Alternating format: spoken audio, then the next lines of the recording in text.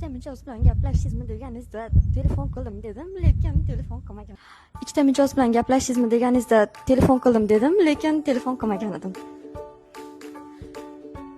Dushanba kuni o'qishdan chaqiryapti, ruxsat oldim. Lekin qizlar bilan aylanishga ketdik. Ana kuni 20 ta mijoz bilan gaplashibsiz, 20 ta zapis tashlab bering degandingiz, lekin men 10 tasi bilan gaplashgandim. 10 ta 2 marta qilib tashlab qo'yib 20 ta.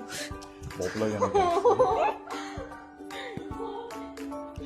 Oldin ishlaganimizda telefonlar oyda oxirida o'chardi-yu, oyda boshida 3 kunmikin yonmagan, pul tushirilmagan. Keyin 3 kundan keyin 4-kuni pul tushganida igora telefonlarga pul tushdimi deganingizda tushmabdi deb yana bir kun dam olgan edik. Menejerlarimiz bizdan lit so'raganda, lit berganman, hozir gaplashdim, 1 soatdan keyin uchrashuv belgiladim dedim, deb lit berganman, lekin o'sha mijoz bilan o'zim hali gaplashib ko'rmagandim. Boplagan ekan.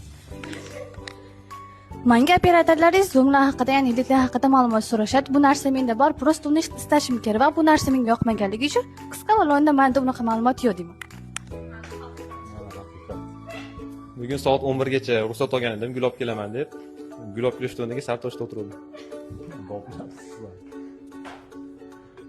Sovuq qo'ng'iroqlarda 100 tasi bilan gaplashdim, lekin 50 tasi zamir bo'ldi-da, lekin atigi 4 tasi zamir bo'ldi xolos. Akamiz mikrofonni olib ketdi. O'zicha hammaga 7 soat emas, 3 soatdan ishlatganman. Ya 3 soatdan ishlarlar. O'chirmaydiring. 3 soatdan bo'ldi-yu. O'chirmayapsizmi? Meni ham haqiqatim bor-da. Sizlarga oylik 10 million bo'ladi, ishlarimiz zo'r bo'ladi, hali ko'p ishlar qilamiz deganman, lekin oylik 5 millionga ko'tarish niyatim yo'q.